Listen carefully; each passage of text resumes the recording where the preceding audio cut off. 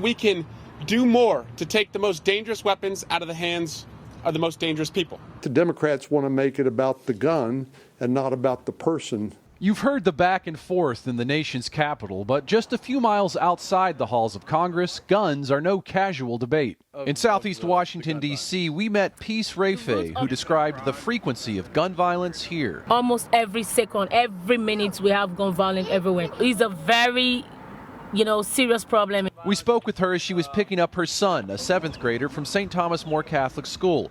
Peace said she and her son have both witnessed shootings in this part of the city. From inner city streets in Washington or Chicago to places you'd never expect. This man had decided to go in and start just shooting families very randomly at a mall, and it's a mall that my family often goes to. We spoke with Adriana Lewin a couple weeks after the city of Allen, Texas was shocked by a mass shooting. In early May, a gunman killed 8 people inside an outlet mall here. Not far from the mall, parishioners at St. Jude Catholic Church are grateful no one in their church community was harmed. But Lewin, a parishioner and professional counselor, is trying to help those coping with the nearby tragedy. They're still dealing with the anxiety, not being able to sleep. I've had people say they're very nauseated, they haven't eaten meals for over a week. We've seen it in schools, churches, or shopping malls like this one in Allen, Texas.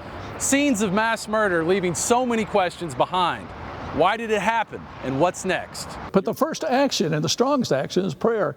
It's the only thing that will give us peace in our heart. Deacon Robert Holliday addressed the St. Jude congregation during a mass for healing after the murders in Allen. He says what's next begins right here. We needed to lean on Jesus and let him be our comfort, and pray that everybody turns away from the violence and the hatred. Looking at the latest available data, Pew Research Center analysis found more Americans died of gun-related injuries in 2021 than any other year on record. Statistics from the Centers for Disease Control and Prevention count 48,830 deaths that year. 54% of the gun deaths were suicide. 43% were murders. All human life is sacred, right? And we have to address the threat to life that's posed by gun violence, whether that's a mass shooting, whether that's a homicide, whether that's a suicide. Julie Bodner is a policy advisor in the Department of Justice, Peace, and Human Development at the U.S. Conference of Catholic Bishops.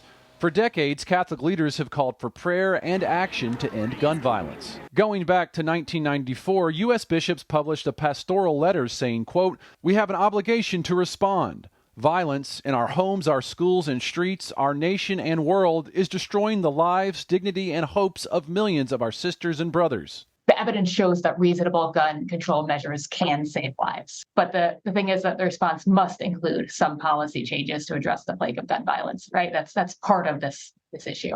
Bodner says none of the policy changes U.S. bishops have called for over the years would violate Second Amendment rights to gun ownership. She calls them reasonable measures, including a ban on assault-style weapons. These are guns that have, that are designed to kill lots of people quickly. That's wrong for our country. Democratic Congressman Wiley Nickel co-sponsors a bill that would ban assault weapons. From 1994 until 2004, a ban on those firearms existed in the U.S. There's an effort to outlaw them again. Well, and I say this as someone who supports the Second Amendment. I'm a responsible gun owner. Winning over Republican support will be the challenge. Less than a month after the Allen shooting, we caught up with Republican Congressman Scott Perry, who was concerned about debt ceiling negotiations at the time. Congressman, would you like to see the ban on assault-style weapons returned to this country?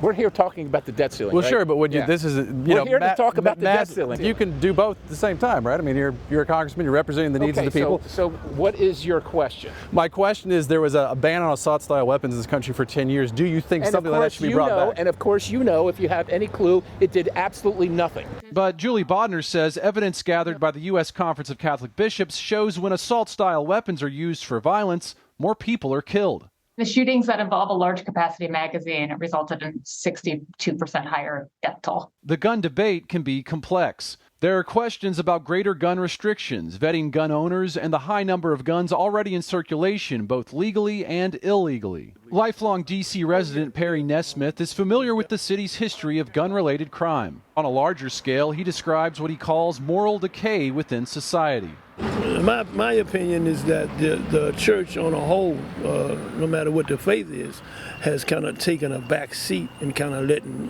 more secular things take over. In Southeast D.C., we did find one campaign put on by a neighborhood council that doesn't ignore God.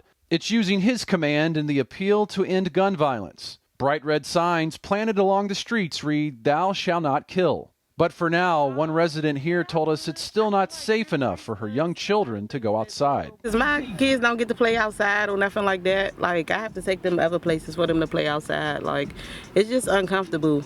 Mark Irons, EWTN News In Depth.